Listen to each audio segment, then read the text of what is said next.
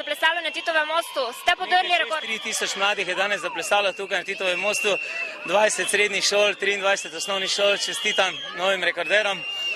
Skupno smo koordinirali projekt v okviru Plesne zveze v 52 mestih iz 8 držav. Rekord je padel, uradne številke pa bo okrog 15 ure znane. Mislim, da po neuradnih rezultatih lahko rečemo, da je rekord padel.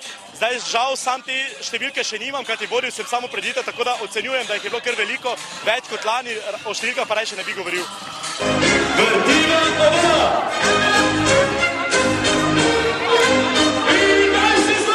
Kam greste na počitnice?